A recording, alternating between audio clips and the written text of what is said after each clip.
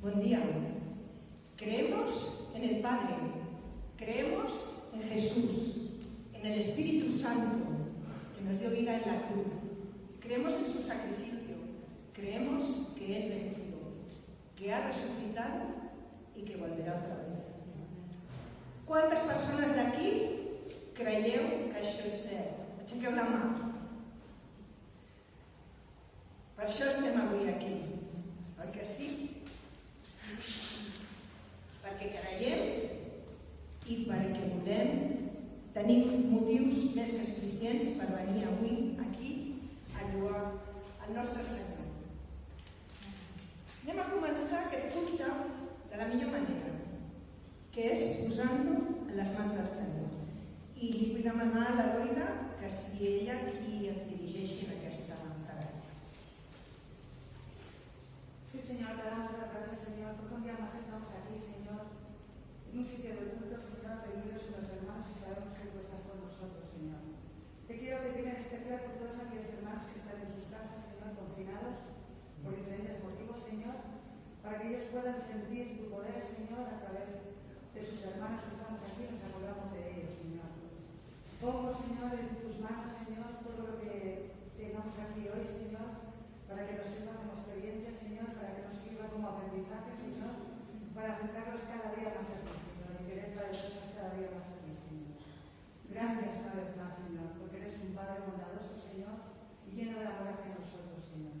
Te pido que nos ayudes cuando cerramos estas puertas, Señor, en toda la semana que empezaremos, para que seamos pequeñas luces, Señor, en este mundo. En nombre de Jesús. Amén. Molt bé, doncs no tinc gaires anuncis, només recordar-vos que siguem curosos amb les mesures de seguretat. Ja sabeu, tenim alguns germans que han donat positiu. Siguem molt curosos pel nostre bé i pel dels altres. I perquè la nostra església continuï oberta, esperem que molt de temps. Molt bé, doncs com que no tinc més anuncis, anem a donar pas al període de lloança. Li demano al grup de lloança que passi aquí davant.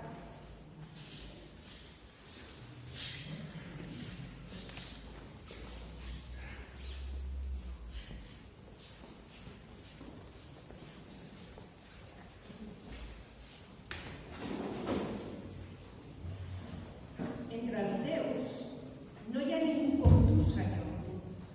No hi ha gestes comparables a les teves. Tots els pobles que has creat, Senyor, vindran a prosternar-se al teu davant i glorificaran el teu nom, perquè tu ets gran, Senyor, i obres meravelles. Tu ets l'únic Déu. Aquest verset està als Salms 86, del 8 al 10. I és cert, ell és l'únic Déu. I com que és l'únic Déu, mereix tota la glòria i tota la honra. Anem a cantar una cançó que diu que tu nombre és Cristo. I és l'únic nom al qual mereix la lloança i la glòria.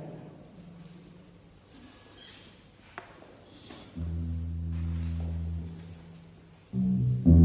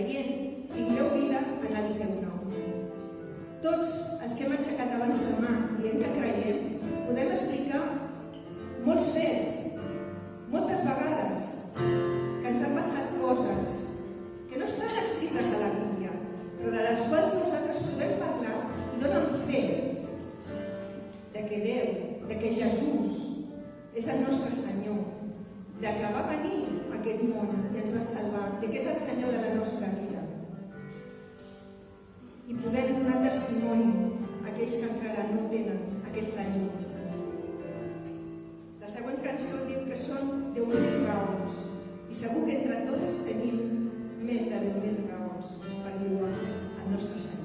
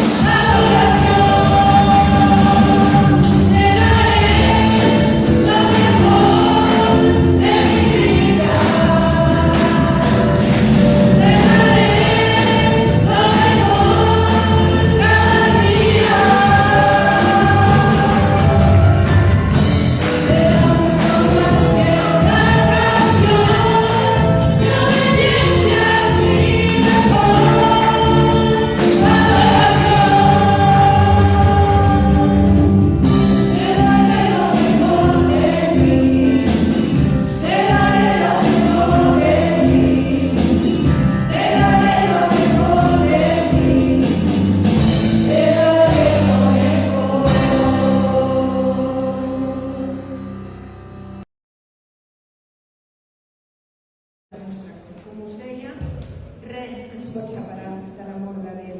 Ell ens ha comprat per un gran preu. Ell va donar la vida del seu fill per nosaltres i com us he dit abans, res ens pot separar de l'amor de Déu.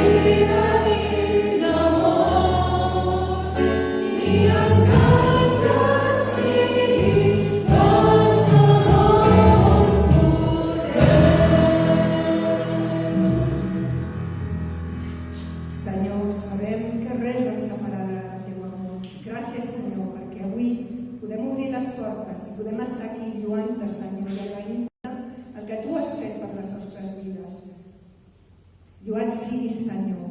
Tu ets el centre de la nostra vida, Senyor, i et demanem que tu incrementis la nostra fe, Senyor, i ens facis millor perquè puguem cridar al món, Senyor, que tu ets l'única salvació.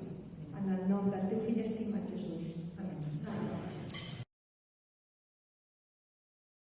Buenos días a todos, hermanos y hermanas. Como bien sabéis y no es noticia, ya estamos en el año nuevo de una forma bastante evidente y bastante avanzada. Ya tenemos casi un mes cubierto de este año que entró hace 2 días y que, como todos los años, entró con esperanzas y con ilusiones y con ánimos de novedades. No sé si ha sido así en vuestra vida, es algo totalmente personal que solo cada uno de vosotros sabéis, pero en general, viendo las noticias, da la impresión de que pocas cosas han cambiado. Da la impresión incluso de que algunas no solo no han mejorado con el año nuevo, sino que aparentemente, o al menos en los hospitales lo saben mejor, incluso han llegado a empeorar. Así que el año nuevo, con toda la esperanza que suponía el que fuera nuevo, la novedad, no siempre implica que tengamos la confianza plena y la seguridad plena de que habrá cambios. Es decir, los cambios vienen mucho más, no tanto por lo que dice la hoja del calendario, sino por lo que dice la decisión de nuestro corazón, o en este caso, las decisiones de muchos corazones. En esta mañana quisiera traeros 3 consejos, 3 ideas que vais a ver que no son mías y que me gustaría que hubieran sido mías, pero no lo son, y que su autor es alguien mucho más sabio que yo y que está en la palabra de Dios. Son 3 ideas para sacarle provecho al año nuevo que ya ha empezado, que ya está en curso y que, como veis, como os digo, ya lleva casi un mes de movimiento.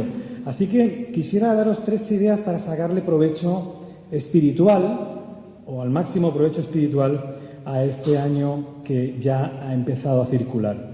3 ideas muy sencillas, una de ellas las iremos viendo luego con tiempo. Una de ellas es saber perdonar, saber olvidar el pasado. La segunda es saber extender nuestra mirada con los ojos en Jesús hacia adelante. Y la tercera es avanzar. No son ideas mías, ya os lo puedo asegurar, son ideas de un famoso recluso, de un famoso prisionero, probablemente uno de los prisioneros más famosos de la antigüedad romana, y que escribió una carta a una iglesia en Filipos. Por si queréis seguir el texto, está su carta, su contribución a este nuevo año, está en el texto de Filipenses, en el capítulo 3, y que escribe este famoso recluso, antiguamente llamado Saulo, escribe, como digo, desde una circunstancia muy negativa, escribe desde la cárcel, escribe desde una cárcel, sabe que está al final de su vida, sabe que está en el tramo final, en la última estación, en la última parada de su recorrido, y pronto, no va a tardar mucho, va a enfrentar una sentencia que va a ser sentencia de muerte y por tanto también de ejecución. Si leéis la carta entera, que es muy fácil de leer porque solo tiene 4 capítulos y se puede leer en pocos minutos, veréis que sorprendentemente, teniendo en cuenta que tenemos delante a un autor, a un escritor que está en la cárcel y pendiente de pasar a lo que llamaríamos al corredor de la muerte, sorprendentemente no hay en esta carta ninguna nota de ansiedad. No hay ninguna nota de angustia, no hay ninguna nota de preocupación extrema. Al revés, pide a los miembros de la iglesia de Filipos, a los filipenses, en diferentes momentos de la carta, que se alegren, que estén gozosos, que se regocijen, hasta se lo repite incluso de nuevo varias veces. Y es interesante porque la iglesia a la que escribe Pablo esta carta no es un dechado de virtudes, no es una maravilla, no es una catedral de ejemplos. Es una iglesia en la que había tensiones dentro del liderazgo de la iglesia, que había confrontaciones dentro de los líderes, había discordias en los propios miembros de la iglesia, también había falsos maestros, entre ellos, algunos de ellos judaizantes, que predicaban volver a la ley, que predicaban dentro de la iglesia que lo que Pablo predicaba estaba bien, pero era incompleto, porque había que acompañar a Jesús también la obediencia a la ley de Moisés. En definitiva, una iglesia en la que las cosas no eran ni mucho menos de color de rosa. Y a esa iglesia, con bastantes defectos, como todas, Pablo les escribe desde la cárcel, en el capítulo 3, los versículos que quiero leeros ahora, del 12 al 14. Dice así: no que lo haya alcanzado ya, ni que ya sea perfecto, sino que prosigo por ver si logro asir aquello para lo cual fui también asido por Cristo Jesús. Hermanos, yo mismo no pretendo haberlo ya alcanzado, pero una cosa hago, olvidando ciertamente lo que queda atrás y extendiéndome a lo que está delante, prosigo a la meta, al premio del supremo llamamiento de Dios en Cristo Jesús. Ahí veis el triple consejo del apóstol Pablo, en el que en esta mañana me gustaría parar un momento y reflexionar en él. La tentación a mirar atrás no aparece en el corazón de Pablo, ni aún en la cárcel, ni aún sabiendo que a las puertas de la cárcel le espera el cadalso y el ejecutor que probablemente cortará su cuello. Ni aún con esas circunstancias tan negativas, digamos, ni aún estrenando el año con tan poca ilusión, el apóstol Pablo no expresa en ningún momento ni depresión, ni desánimo, ni tampoco ansiedad, ni tampoco deseo de volver atrás ni de negar nada de lo que ha sucedido.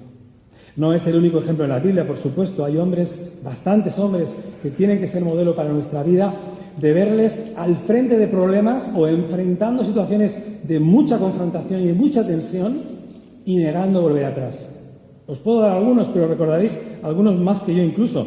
Recordaréis al perseverante Moisés, como teniendo la tentación constante de un pueblo que le pedía constantemente volver atrás, que le pedía volver a por las cebollas de Egipto, que le pedía regresar a la esclavitud egipcia, en los 40 años de desierto y con la tortura de algunos judíos y con la tortura de su pueblo, nunca volvió atrás. Puso la mirada siempre en Canaán, siempre puso la mirada pensando que había un objetivo y una meta a alcanzar, y cuando las cosas fueron mal, cuando la tensión fue más allá de lo que se podía soportar, se refugió en Dios. Ese es un ejemplo, pero podríamos ver también el ejemplo de Abraham, como también es bastante similar. Como él tenía un plan, mejor dicho, Dios le había dado un plan, y el plan es que de su descendencia, de sus lomos, dice el texto bíblico, iba a surgir toda una nación. Y para empezar, una nación incontable, como las estrellas, como la arena del mar, pero para curiosidad de él, el inicio de esa nación, su hijo, Isaac, el hijo de la promesa, Dios le pide, para empezar, que lo sacrifique. Como veis, momentos de tensión, momentos de agresividad emocional, y que Abraham, como sabéis en la historia bíblica, tampoco volvió su mirada atrás. ¿Qué os podría hablar de otros más hombres, como Nehemías, que tenía que construir un muro, que tenía la claridad meridiana de que debía reconstruir la muralla de Jerusalén, pero los propios judíos, algunos de ellos eran los críticos, que siempre los hay, que abundaban en sus palabras disonantes y que le decían: ¿qué estás haciendo? ¿Qué tontería haces? Estás desobedeciendo al rey. Y como sabéis, decidió no mirar a los lados, no mirar a sus críticos y solamente mirar adelante y no escuchar a sus enemigos, sino solamente dedicarse a construir el muro. El profeta Daniel es otro ejemplo de alguien que, pudiendo volver atrás o estando tentado de volver atrás, no decidió hacerlo. Sabéis que estaba en la corte de un rey pagano que le había puesto en una situación de honor, pero que también le exigía cierto cumplimiento de las normas de ese país. Y una de ellas es que debía adorar a ese rey o debía reconocerle como superior. Y Daniel decidió que iba a orar 3 veces al día, en contra de lo que ese rey le exigía o en contra de lo que las normas de ese país exigían. Se puso a orar 3 veces al día. Le denunciaron. Y como sabéis, por lo menos hasta en 2 ocasiones estuvo a punto de morir, una a manos de los leones y otra en medio de un fuego 7 veces recalentado. Tampoco volvió atrás, sabiendo que iba a morir, sabiendo que podía dejar su vida entre los leones o entre las llamas. Daniel no volvió atrás y dijo: si Dios quiere, Él me protegerá. Si Él quiere, si Él lo desea hacer, Él cuidará de mí. Sabéis que la historia así sucedió. Y quiero terminar esta lista porque habría más hombres y más personas, pero terminaría con una mujer, que también hay algunas en la historia bíblica que no volvieron atrás, aunque pudieron hacerlo o tuvieron quizás la tentación o la sugerencia de hacerlo, y es Esther. Esther pudo no cruzar el patio porque cruzando el patio se aseguraba posiblemente su muerte. Y posiblemente podía haberse quedado atrás del otro lado del patio y al menos proteger su vida. Pero su tío le dijo con claridad que el pueblo de Israel, el pueblo de la promesa, iba a ser exterminado. Estaba a punto de suceder un genocidio a manos de Amán. Y Esther se para, se plantea su realidad, mira su propia realidad, mira el patio y se dice a sí misma: si perezco, que perezca. Cruzó el patio, habló con su marido, el emperador, y la historia, como sabéis, cambió para bien. Hay muchos más hombres y más mujeres en la historia bíblica que, al igual que este hombre, Pablo, este encerrado, este preso recluso, no decidieron volver atrás, aunque las tentaciones, aunque las circunstancias fueran muy difíciles. Si me permitís, también os reconoceré que hay algunos casos, menos, la minoría, de algunos que sí cayeron en esa tentación y que sí cayeron para su mal. Todos recordaréis la fuga de Sodoma y Gomorra. Y sabréis y recordaréis de una mujer sin nombre, anónima, solo sabemos que era la esposa de Lot, que cuando tuvo la oportunidad de huir con el resto de la familia y advertida de que no debía volver atrás, lo hizo, giró su cabeza y se convirtió en una estatua de sal. ¿Conocéis otro ejemplo, menos dramático, pero también muy ilustrativo, como es el de Jonás, que tenía una clara y definida misión, tenía una directriz clara de parte de Dios y era que tenía que ir a predicar a territorio enemigo, tenía que ir a predicar el Evangelio de Dios a la tierra de Nínive, donde él no quería ir, porque era un judío de primera, era un judío de tomo y lomo, y no quería ir a predicar a tierra pagana, a tierra enemiga. Y tomó un barco en dirección contraria a Nínive, probablemente incluso en dirección a la Costa del Sol, porque Tarsis es la actual Cádiz. Así que probablemente quiso escapar al territorio donde todos los europeos quieren pasar su jubilación. Y ahí se quiso escapar y por poco lo consiguió porque se llegó a embarcar incluso. Pero sabéis que se levantó una tormenta y él reconoció con sabiduría espiritual que la tormenta era por causa suya. Tiradme al mar, les dijo a los marineros, y el mar se aquietará. Y así sucedió. Lo tiraron al mar y la tormenta, como sabéis, se paró. El profeta Jonás desobedeció inicialmente, Dios lo corrigió y Dios finalmente lo usó. Algunos pocos casos hay de hombres y mujeres que rechazaron obedecer, que cayeron en la tentación de mirar atrás, pero gracias a Dios son pocos. El apóstol Pablo nos habla de lo positivo en este caso y nos dice literalmente, y nos habla en este texto de Filipenses 3 de una meta, de un objetivo, de una obsesión, de una preocupación que él tiene delante suyo. En el griego, en el original, como lo escribió Pablo, la palabra es skopos. La palabra skopos es una palabra muy interesante. Nuestras Biblias la traducen como meta, aunque es una palabra muy cortita para lo que realmente esa palabra quiere decir. La palabra skopos tiene que decir, es algo en lo que uno coloca la mirada.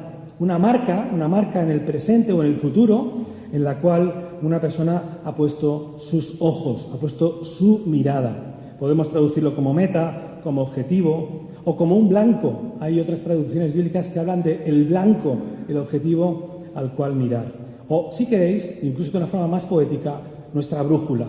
Sería una traducción más personal. Una brújula, un norte en el cual hemos puesto nuestra mirada y no miramos ni a un lado ni al otro. ¿Cuál era la meta? Si hablamos de metas, ¿cuál sería la meta de Jesús? ¿O cuál fue en la historia bíblica, en el Evangelio, la meta o el objetivo, ese skopos, ese blanco que Jesús quiso tener? Pues según nos dice en varios versículos, porque hay que buscarlos y unirlos, hay varios momentos en que Jesús explica con claridad cuál era su meta. Y varios de ellos dice, por ejemplo, en Juan 34, que su meta es hacer o culminar o terminar la obra del Padre. Es decir, el proceso que la Trinidad ha desarrollado para la salvación del ser humano, el Padre, el Hijo y el Espíritu Santo. El Hijo tiene una parte importantísima, la más visible quizás, y Él tiene que acabar el proyecto del Padre. Esa es la meta de Jesús. Luego nos dirá también en Mateo 20, casi al final, nos dice que Él vino, ¿para qué? Para servir y no ser servido. Y añade y remacha el clavo Jesús diciendo, y dar mi vida o su vida en rescate por muchos. Así que si os quedáis solamente con esos dos versículos, aunque habría otros más, la meta de Jesús era obedecer y culminar el plan del Padre y a la vez servir y dar su vida en rescate por muchos. Si volvemos al texto donde estamos, en Filipenses capítulo 3, podemos preguntarnos cuál es la meta de Pablo. ¿Cuál es la meta de la que él está hablando, de la que nos está citando aquí, que reitera varias veces en el capítulo 3 y habla de esa meta en varias ocasiones? Pues la meta la veríamos en estos versículos 9 al 11, cuando nos dice básicamente que su objetivo es alcanzar, dice el texto, conocerle, versículo 10, su meta es conocerle y alcanzar el poder de su resurrección y la participación de sus padecimientos. Esto es muy interesante, porque el apóstol Pablo está a punto de padecer el sacrificio parecido al de Jesús, mucho menos cruento, mucho menos doloroso, mucho menos agresivo. La muerte de un ciudadano romano era muy honrada, muy honorosa, porque no morían nunca en la cruz, morían con el cuello cortado, y su muerte va a ser mucho más ágil y más rápida. Pero con todo, dice que su deseo, su meta, versículo 10, es conocer a Jesús. Uno se pregunta, ¿pero no le conoces? Bueno, pues el apóstol Pablo, como dice en el versículo 12, dice que aún no lo ha alcanzado, aún no tiene esa perfección como para decir que conoce de verdad y completamente a Jesús. Así que el versículo anterior, el 10, dice, quiere conocerle, quiere alcanzar el poder de su resurrección e incluso participar en el sacrificio que él también vivió. Esa es la meta del apóstol Pablo en una cárcel y escribiendo estas notas a una iglesia en Filipos. Quiere conocer a Jesús. Y uno se pregunta, si Pablo no le conoce, entonces, ¿cómo le conozco yo? Si el apóstol Pablo había estado en el tercer cielo y había visto experiencias espirituales como pocos hombres en la Biblia. Pues aún con todo, él termina reconociendo en este casi texto, digamos casi de testamento, está diciendo al final del versículo 12 que no lo ha alcanzado. Que no es perfecto, aunque algunos le quieran honrar. No es perfecto ni mucho menos, sino que aún le queda camino, aún le queda recorrido, aún le queda tramo por andar. Y ahí es donde querría en esta mañana pues, resaltar estas tres ideas bíblicas, estas tres sugerencias que el apóstol nos da y que creo que son buenas, bastante útiles para el inicio de un año y también para cualquier momento de nuestra vida. La primera de ellas, el primero de estos puntos, de estas tres ideas que el apóstol Pablo nos propone para alcanzar el propósito espiritual que él se ha planteado, el primero de ellos, dice el versículo 13, es olvidando ciertamente lo que queda atrás. Fijaos porque es un acto volitivo, es un acto de la voluntad, no es una casualidad, es un acto de decisión personal. Olvidar el pasado. Intencionadamente, el apóstol Pablo se plantea a sí mismo hacer un reset, hacer un borrado de su memoria. Fijaos que es algo interesante y algo sorprendente, incluso algo chocante en la Biblia, y veréis enseguida por qué. Porque el recuerdo, el concepto del recuerdo, es constante en la historia bíblica. De hecho, está en el centro de la antropología bíblica. Es decir, cuando la Biblia habla del hombre, a menudo, constantemente, le exhorta a recordar, a tener siempre buena memoria, a tener en ello, en la memoria, marcada también su identidad. De hecho, aún sigue siendo así. Nuestra identidad de hoy viene marcada por cómo crecimos con nuestros padres, con nuestros familiares, nuestra infancia, nuestra adolescencia, marcó nuestra juventud y todo ello marcó también hoy nuestra madurez. Así que la memoria, el hacer memoria, marca nuestra identidad presente y también evidentemente define nuestra identidad del futuro. La palabra de Dios, si la miráis a vuela pluma, si la miráis de forma como un pájaro muy rápido, veréis que constantemente dice siempre que miremos atrás, le dice al pueblo de Dios, y que recuerden el pacto. Esto es una repetición constante en el Antiguo Testamento. Es un mandato muy reiterativo. Hasta 170 veces aparece solo en el Antiguo Testamento palabras como recordad, haced memoria, no olvidéis. Os diré algunas frases que os harán enseguida recordar mucho más fácilmente lo que estoy diciendo. Acuérdate del día de reposo. ¿Os suena? Docenas de veces aparece. Recuerda que fuiste esclavo en Egipto. Esto lo dice muchas veces la voz de Dios. Acuérdate de tu Creador en los días de tu juventud, dice Eclesiastés. Y siguen apareciendo muchas veces, el énfasis en la memoria. Que recordemos, que tengamos buena memoria de lo que Dios ha hecho en nuestras vidas, en la vida de Israel, en la vida del cristiano, en la vida de la Iglesia. Que recordemos las muchas veces que Dios nos protegió, que Dios nos cuidó. Y si miras los Salmos, verás que hay un montón de palabras y de versículos que exhortan a sus lectores a que hagan buen recuento, hagan un buen balance de las muchas bendiciones espirituales que hemos recibido. En el Nuevo Testamento, la palabra memoria o la palabra recuerdo cae en desuso. No se utiliza tanto, pero hay dos casos que por lo menos son bien gráficos y que vais a recordar enseguida. Uno de ellos sucede en el patíbulo de Jesús, en el Calvario, cuando uno de los dos ladrones le dice a Jesús antes de morir: acuérdate de mí cuando vengas en tu reino. Ten memoria de mi persona cuando vengas en poder. Y otra muy clara, muy nítida y también muy gráfica, es cuando Jesús se reúne con sus discípulos en la última cena, en la cena pascual, y les dice esa frase que todos sabéis muy bien: haced esto en memoria de mí. No hay muchas más veces, hay pocas en el Nuevo Testamento, en las que nos incite tan clara como en el Antiguo a que constantemente el pueblo de Dios haga memoria. De hecho, incluso en el Antiguo Testamento, en el Gran Mandamiento, en la Shema, en el Deuteronomio 6, les dice Moisés que los padres deben enseñar a sus hijos por la mañana al levantarse, mientras están de camino, y por la noche al acostarse, el recordarles la ley de Dios, que la pongan en su frente, que la peguen en el dintel de la puerta, es decir, que constantemente estén haciendo memoria.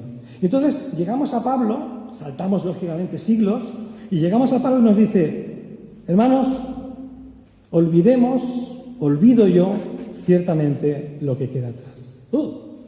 Parece una contradicción.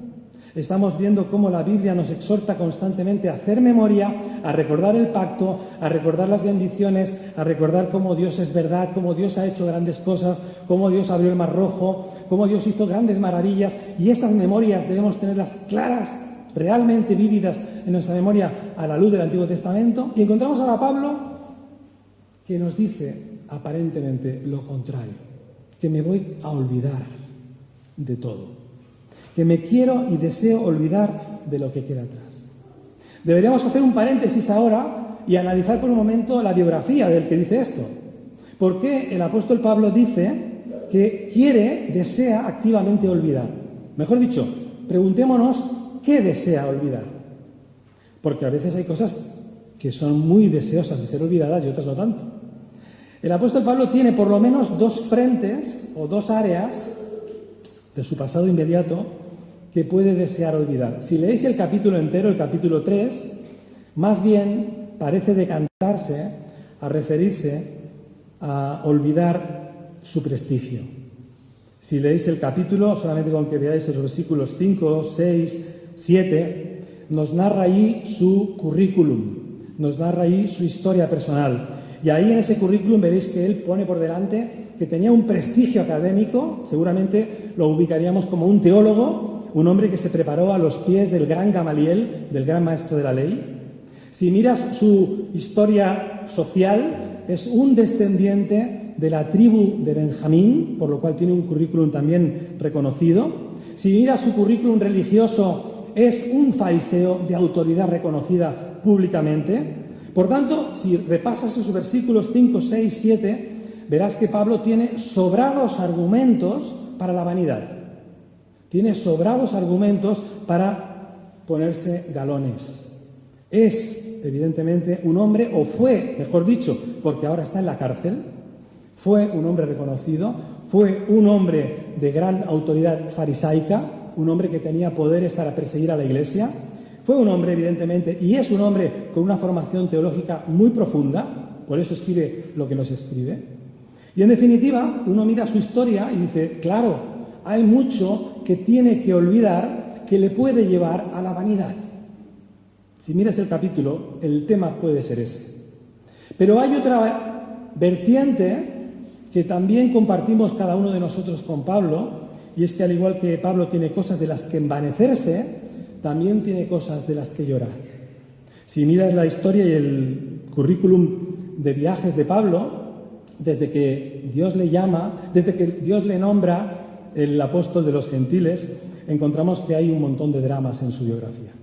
Dramas terribles. Hay persecuciones, hay naufragios, hay latigazos, apedreamientos, hay menosprecios públicos, hay insultos, hay traiciones de hermanos o supuestos hermanos, y ahora en este texto donde estamos hay el abandono de la mayoría de los discípulos, que casi ninguno ha ido a verle a la cárcel. En fin, si te agarras a esta perspectiva negativa real, no os he contado ninguna mentira, es real todo lo que os he dicho de la vida y de la biografía de Pablo, en lugar de vanidad, el apóstol Pablo podría dejarse llevar, como muchas veces hacemos nosotros, con tantas heridas, o, si queréis, con tantas ofensas públicas y privadas, quizás se podría dejar llevar por la amargura. ¿Os suena? La amargura es corrosiva, pero es muy real en la vida del corazón de muchas personas, incluso a veces de algunos creyentes.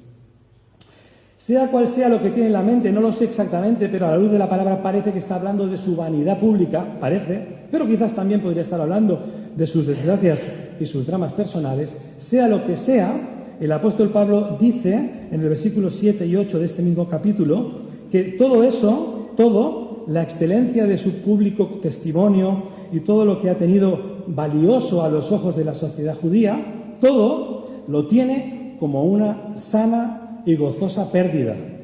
Todo lo da por perdido con alegría, no con dolor ni pena, sino con alegría. De hecho, dice que todo eso, lo bueno, extremadamente bueno, los galones y también las lágrimas, todo lo tiene por basura.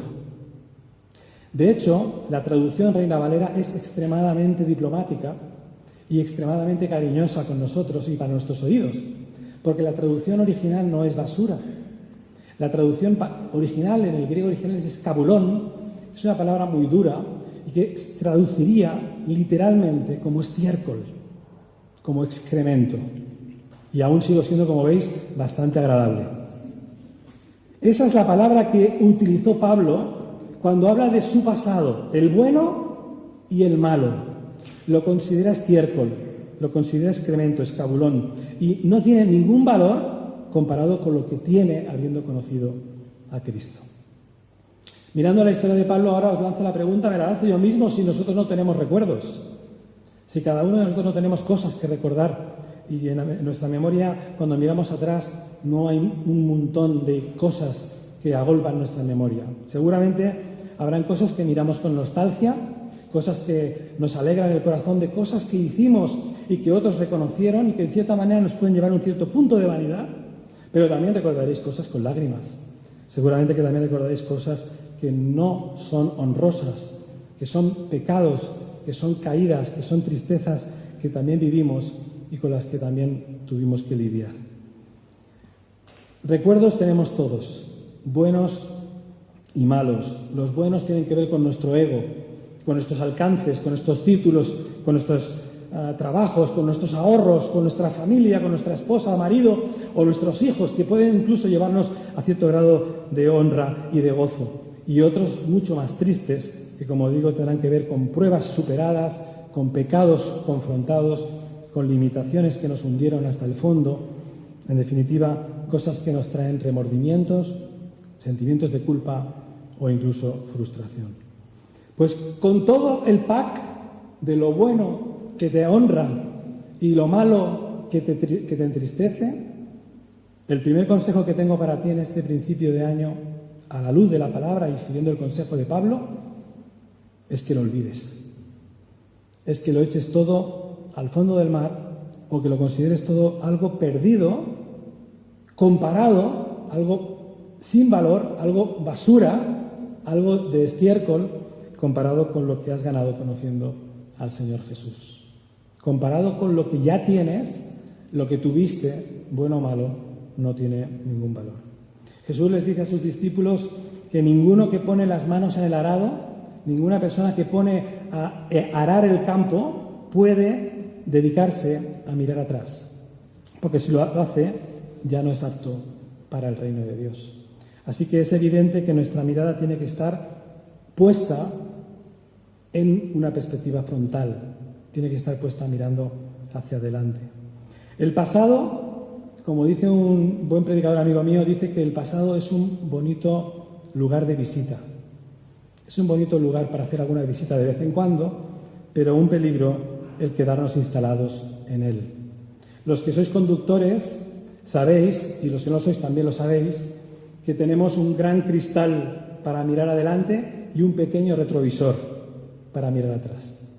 Creo que ese tamaño del cristal, el grande y el pequeño, nos debería hacer pensar a dónde tenemos que poner nuestros ojos cuando conducimos. Evidentemente, no solo cuando conducimos en la carretera, sino evidentemente cuando nos conducimos también en la vida. Quizás alguno me diréis, hombre, Daniel, yo no puedo olvidar mi pasado, porque a mí me hicieron muchas cosas. Quizás, seguro, a todos nosotros nos hicieron cosas. Seguro que todos tenemos cosas que tristemente nos cuesta olvidar. Seguramente yo te preguntaría, ¿te hirieron en el pasado? Probablemente sí. ¿Tuviste una infancia difícil? Alguno de vosotros seguro que sí. ¿O una adolescencia rebelde? Yo la mía, seguro. ¿Y abusaron de ti? ¿Se burlaron de ti? ¿Te menospreciaron en público? ¿Te dejaron en mal lugar? ¿Te provocaron esos traumas emocionales? ¿Te defraudaron hermanos en la iglesia? ¿Te defraudó algún pastor o algún predicador? Seguro que sí. No hace falta que me respondáis, estoy seguro de que la respuesta en muchos de vosotros es afirmativa. O al revés, si quieres que te honre, fuiste una estrella en el pasado, admirada por todos, ahora quizás ya no tanto, pero eras muy guapa de joven, o muy guapo, o muy valorado, o muy reconocido. ¿Eras el líder de la pandilla? ¿Eras el hombre o la mujer líder de la escuela? No lo sé. Si tuviste medallas, si tuviste reconocimientos, o tuviste heridas, o más una cosa o más la otra, no lo sé. Pero sea lo que sea, déjalo ahí atrás. Fuera lo que fuera, que no te controle, porque ahora no lo necesitas. Ahora ese pasado no lo necesitas. Segunda de Corintios, el apóstol Pablo les dice a los Corintios en capítulo 5, un texto que seguramente conocéis todos de memoria, y dice que, de modo que si alguno está en Cristo, nueva criatura es. Las cosas viejas pasaron, por tanto, déjalo ahí atrás. La segunda enseñanza del apóstol Pablo en este capítulo 3 de Filipenses es que dice el texto que hemos leído, el versículo 13, que además de no mirar atrás más, dice el texto, me extiendo a lo que está delante. Esta es una frase muy curiosa, muy interesante, pero permitidme que podamos pararnos un momento en ella. ¿Qué significará esto, este segundo consejo del apóstol Pablo de extendernos a lo que está delante? Pues fíjate, Pablo ya no mira atrás, ya no mira lo recorrido, ni lo bueno ni lo malo, sino que se concentra en lo que le falta por recorrer, en el camino pendiente o en el trabajo pendiente. Así que se enfoca en lo que tiene delante de la mirada, extendiéndome a lo que está delante. Si habéis visto alguna vez las escenas deportivas de los Juegos Olímpicos, habréis visto fácilmente cómo corren los atletas. ¿Los habéis visto cuando corren? Que no miran a la grada, no miran si hay mucha gente o hay poca, tampoco se dan cuenta si les aplauden o no les aplauden, si están de pie o están sacando pañuelos blancos. No lo saben. ¿Por qué no lo saben? Porque solo miran hacia adelante.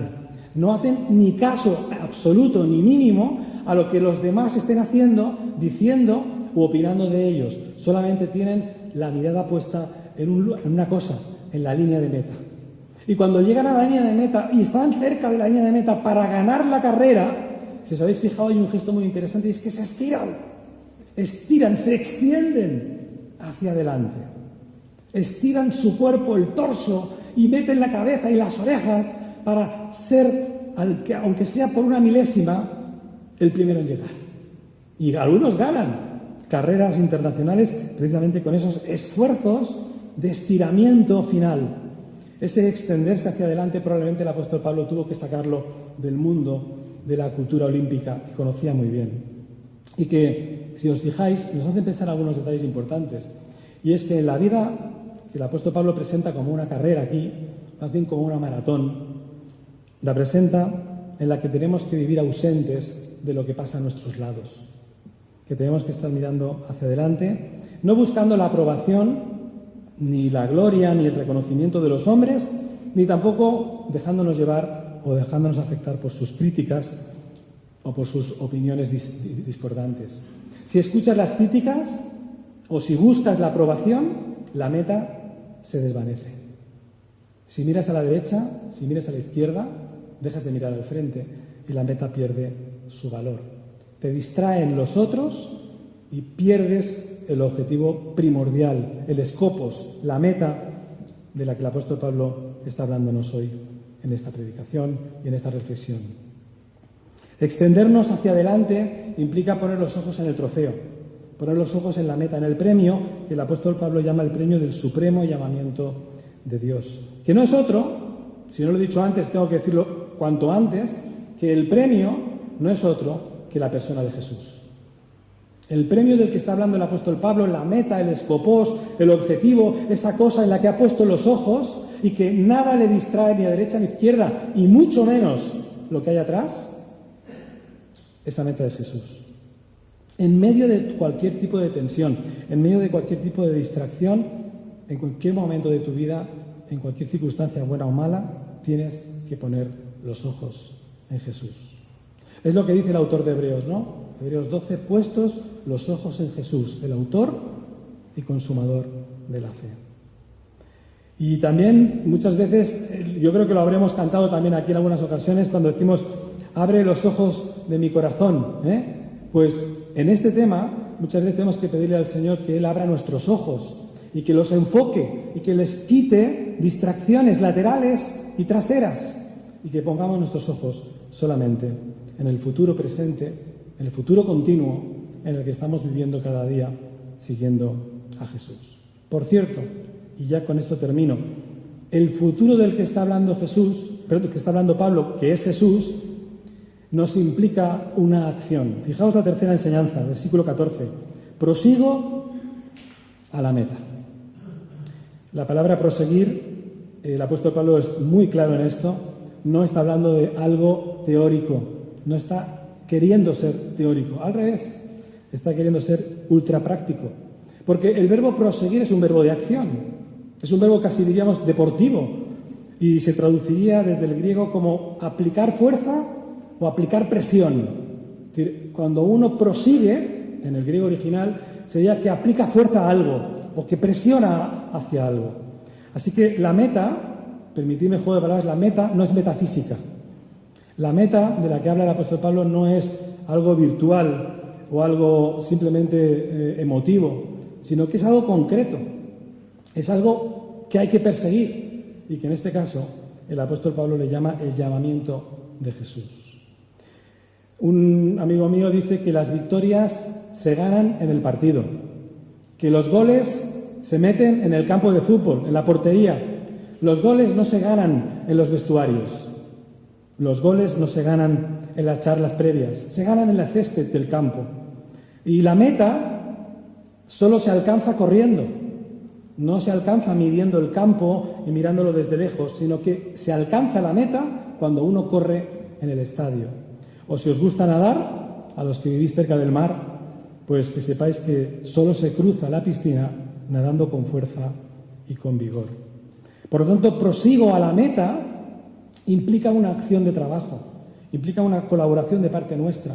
No es un verbo de espera, no es un verbo de estar sentado en una nube, ni estar viviendo una vida mística o contemplativa de la fe.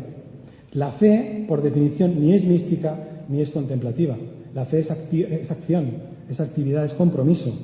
Y eso se aplica perfectamente a un año nuevo en el cual habitualmente nos ponemos metas, en el cual habitualmente nos ponemos objetivos más o menos asequibles. Yo digo cada año, este año aprendo inglés. ¿Sabéis qué pasa al final del año? Que no he aprendido inglés. ¿Por qué? Porque me puse una meta amplia, pero a la vez extremadamente ambigua. Y en las metas, en los objetivos, debemos tener el mayor esfuerzo posible de concreción, de énfasis, de enfoque. Tenemos que ponernos en el principio del año una meta que podamos evaluar al final del año y que podamos decir al final del año, aquello que me propuse en enero lo cumplí incluso en marzo o lo cumplí incluso antes de finalizar el año. ¿Por qué? Porque era una meta concreta, una meta asequible. Luego os comentaré un detalle de un ejemplo de un amigo mío. Pero proseguir implica actividad, implica esfuerzo, prosigo a la meta, es que me muevo. Aquí no hay pereza, aquí no hay espacio para la indiferencia. Aquí hay objetivos claros que hay que marcarse en la vida espiritual de un creyente y concentrarse en ese o en esos objetivos. Recordando, como he dicho antes, el ejemplo de los atletas que se estiran su cuerpo hasta el último minuto para alcanzar la meta. No debemos, y a veces caemos en ello, y yo también, no debemos regodearnos en nuestro pasado y vivir, como se suele decir, de rentas. No podemos vivir de rentas en la vida espiritual, de lo que yo fui o lo que yo hice, porque el apóstol Pablo podría vivir de rentas y podría explicarles a los filipenses, ¿sabéis cuántas iglesias he plantado? ¿Sabéis cuántos viajes misioneros he tenido? ¿Sabéis cuántas cosas me han pasado porque Dios me usó esto, aquello y lo otro? Y lo podía contar y no mentiría. Todo sería cierto. Pero si os fijáis en este capítulo y en esta carta, no hay nada de esto. No hay vanidad ni por el pasado, ni siquiera por el futuro. Hay trabajo, hay acción, hay planificación. La pregunta que me lanza a mí este versículo es, ¿qué quiero ser de mayor? Y dices, bueno, ya eres mayor. Sí, pero ¿qué quiero ser de mayor este año? ¿Qué quiero hacer en este próximo año o en estos 5 próximos años? ¿Qué quiero hacer en mi vida? ¿Cómo quiero que sea mi vida espiritual en los próximos 5 años? Pues deberemos reflexionar en ello y poner verbos de acción, como prosigo, poner verbos que impliquen movimiento, un verbo que sea medible, que sea concreto. Os hablaba antes de un ejemplo de un hombre que ama la jardinería. Leí un texto de una historia de un hombre que amaba su jardín y que deseaba que su jardín fuera maravilloso y podía haber dicho, este año tendré un jardín maravilloso. Y hubiera quedado muy bien, pero hubiera quedado diluido. Y se propuso una meta muy distinta. Y la meta, fijaos que es muy clara. Dice que se propuso plantar 5 árboles. 5. Ni 10 ni 2. 5 árboles plantaré este año en mi jardín. 5 árboles que darán flor. Y esos 5 árboles los quiero tener plantados antes del 31 de abril. ¿Os suena eso? Eso es concreción. Eso es poner metas concretas con número y con fecha. Y al final del 31 de abril, el 1 de mayo, este hombre sabía si su objetivo se había cumplido, porque solo tenía que contar los árboles que estaban plantados y saber si habían 5 o 3 o ninguno. Su meta era muy definida. Y yo quiero animaros como iglesia, como familias cristianas y también como individuos cristianos, a que nos marquemos metas concretas este año. Que no vivamos de rentas, que no vivamos del pasado, que no vivamos de lo que pudo ser y no fue, que no vivamos de esas frases de que antes se vivía mejor. No, lo mejor está por venir. Porque el futuro, el tuyo, el mío y el de esta iglesia, están en las manos del Señor. Y si están en las manos del Señor, están en las mejores manos. Es decir, nuestro futuro es el mejor que podemos imaginar, porque lo dirige el Señor, porque Él lo controla, porque Él lo gestiona. ¿Tienes una meta? Pues busca ponerla en acción. Si no tienes una meta, hoy, antes de que termine el día, plantéate una concreta. Seguro que hay metas espirituales en las que puedes hacer cambios en esta vida. Seguro que habrán cosas en las que puedes proseguir y avanzar. Probablemente podrás avanzar en el servicio, podrás avanzar en el perdón hacia otros, quizás podrás avanzar en la ayuda al prójimo, a los demás, o en el aprendizaje y en la reflexión en la palabra, metas concretas, o en la adoración. Yo no sé cuáles de las carencias que hay en tu vida, eso solo lo sabes tú, y el Señor, que también lo sabe.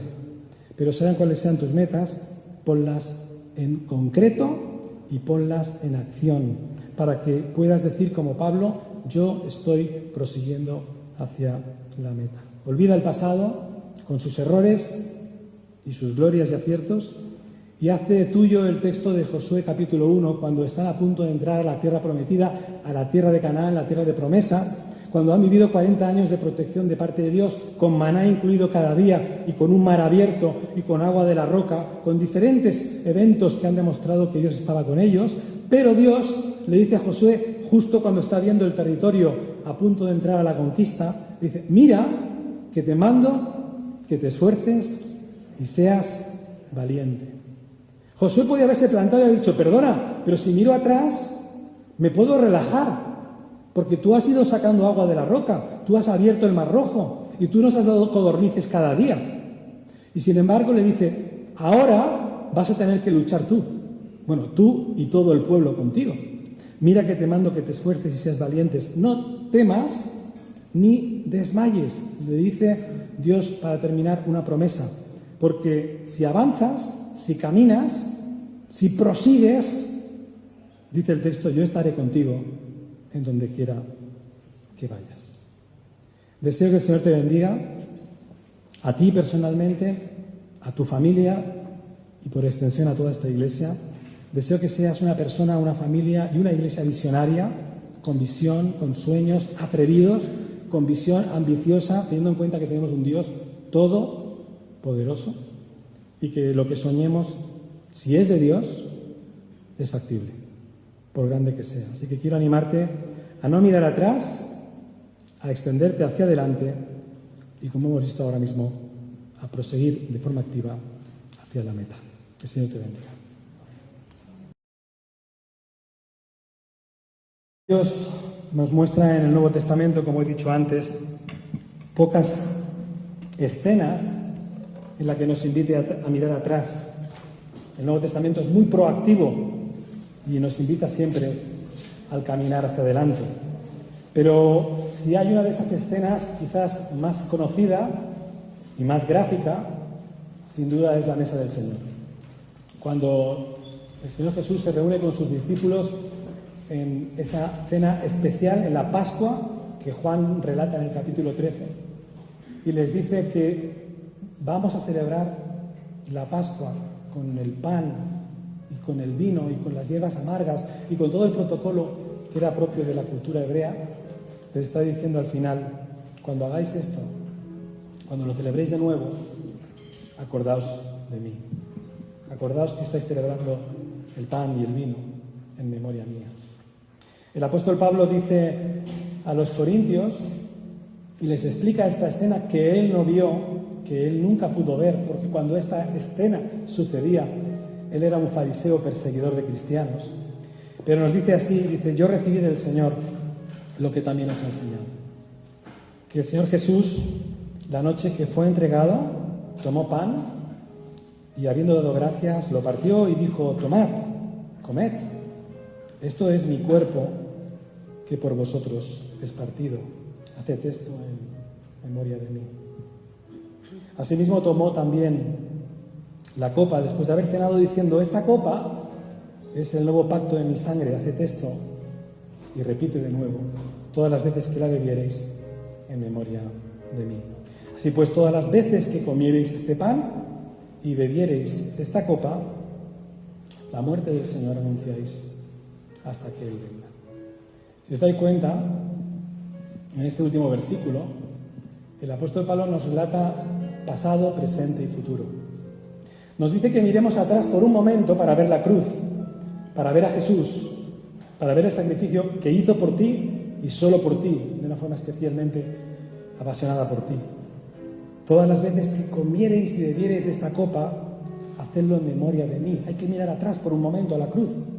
Pero luego dice: cuando lo hagáis, cuando estéis haciéndolo en presente, estáis haciendo algo futurible. Y es que estamos anunciando, nos convertimos en predicadores silenciosos, anunciando la muerte del Señor Jesús, que sucedió, pero también estamos advirtiendo de su segunda venida.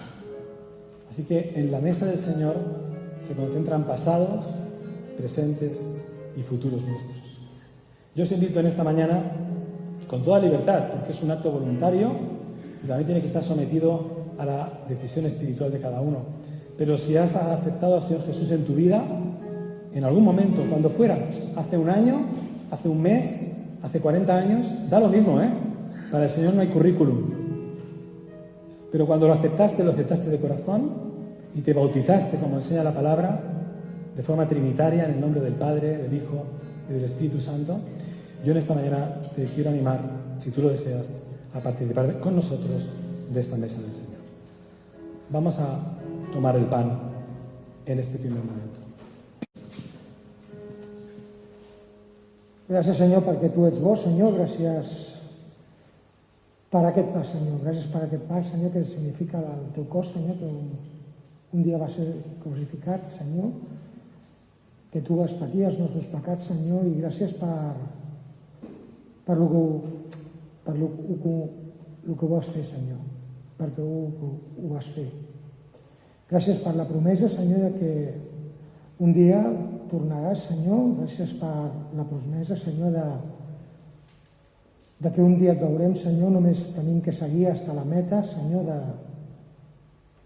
d'arribar fins a tu, Senyor. Gràcies. En el nom de Jesús. Amén.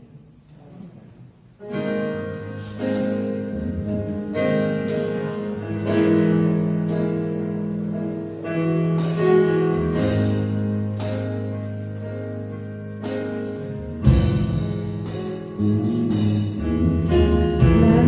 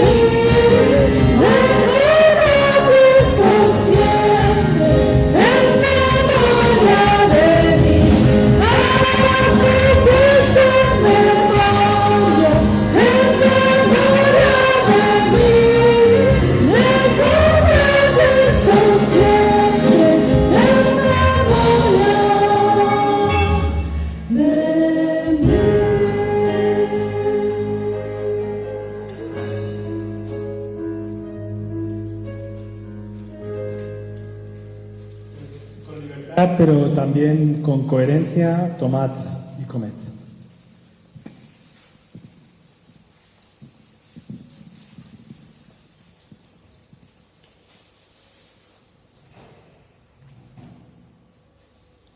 Después de la cena, de esa Pascua seguramente muy larga, seguramente de horas de celebración, el Señor Jesús, según nos relata el apóstol Pablo, tomó también de una copa que compartió con todos sus discípulos. Es un detalle muy interesante porque entre ellos también estaba Judas, aún no se había levantado, por lo cual tomó y participó de la mesa del Señor.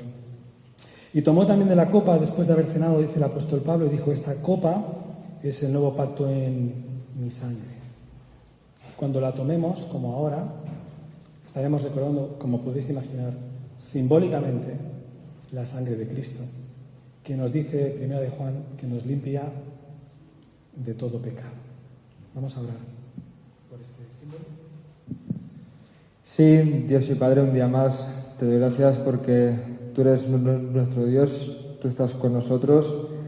Te quiero dar gracias porque tú un día decidiste salvar a todos y a cada uno de nosotros, Señor, que hemos elegido estar en tu camino, Señor, dar nuestra vida, Señor, como tú hiciste, que tu Hijo diese su vida por nuestros pecados, Señor. Te quiero dar gracias, te quiero pedir que tú estés con esta iglesia, Señor, que tú nos cuides, nos bendigas y como ha predicado el pastor, nos des los objetivos, Señor, y la visión para ser claros. En nombre de tu Hijo amado, amén.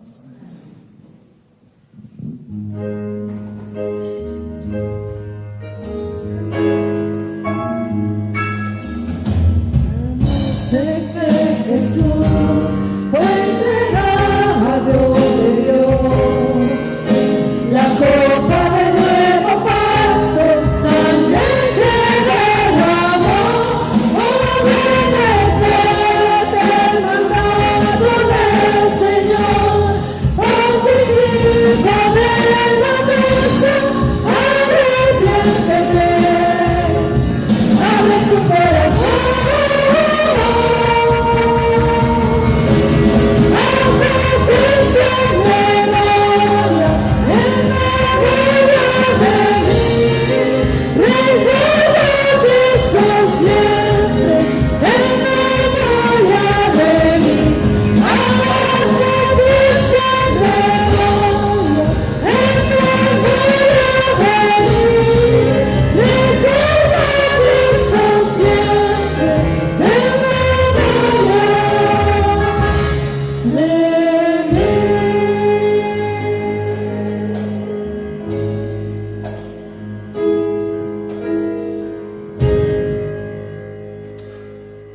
Pues con gratitud al Señor y también con pasión, tomad y bebed.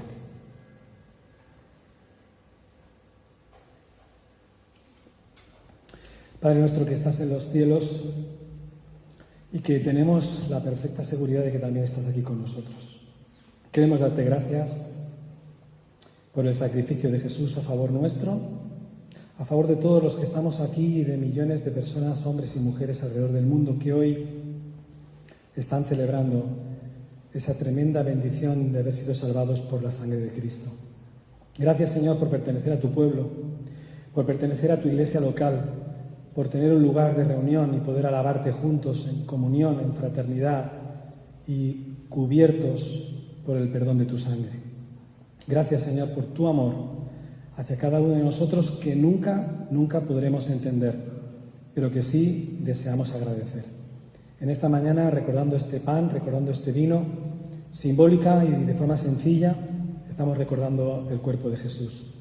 Gracias, Señor, porque como dice tu palabra, Jesús vino a acabar tu misión, a acabar y a poner en práctica tu plan que estaba diseñado a favor nuestro desde el principio de los tiempos. Te agradecemos tu amor por nosotros, tu inmensa misericordia, teniendo en cuenta que somos y fuimos tremendos pecadores. Te agradecemos el amor por nosotros. Gracias por este recuerdo, por este memorial sencillo que alimenta nuestra memoria de espiritualidad y que nos hace recordar que seguimos caminando tras Jesús. Te damos gracias en su nombre. Amén y amén.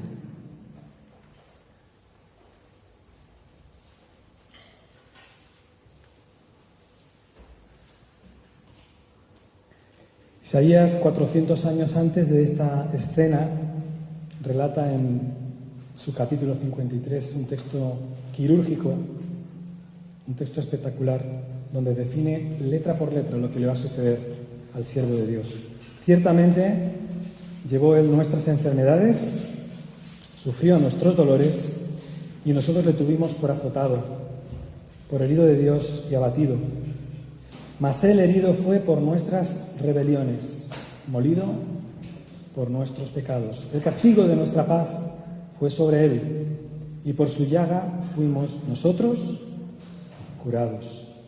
Todos nosotros nos descarriamos como ovejas, cada cual se apartó por su camino, mas Jehová cargó en él el pecado de todos nosotros.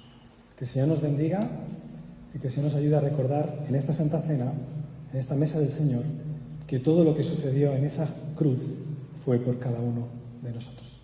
Amén y amén.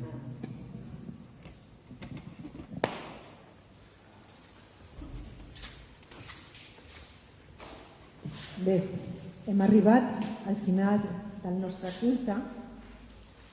Desitjo que tingueu una molt bona setmana i vull acomiadar-me fent una lectura, els papers tenen vida pròpia, a la que abans he fet referència durant la lloança, però crec que és tan maco recordar-ho. Diu: si teniu Déu amb nosaltres, qui tindrem en contra? Ell, que no va plànyer el seu propi fill, sinó que el va entregar per tots nosaltres, com no ens donarà tot juntament amb ell? Qui s'alçarà per acusar els elegits de Déu, si Déu mateix els fa justos? Qui gosarà condemnar-los, si Jesucrist mateix va morir, més encara va ressuscitar, està a la dreta de Déu i intercedeix per nosaltres?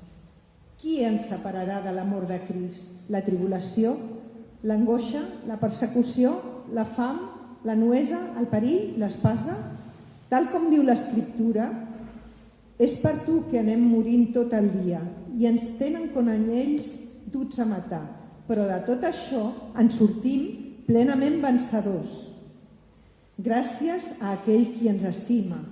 N'estic cert, ni la mort ni la vida, ni els àngels ni les potències, ni el present ni el futur, ni els poders, ni el món de dalt ni el de sota, ni res de l'univers creat no ens podrà separar de l'amor de Déu, que s'ha manifestat en Crist, en Jesucrist, Senyor nostre.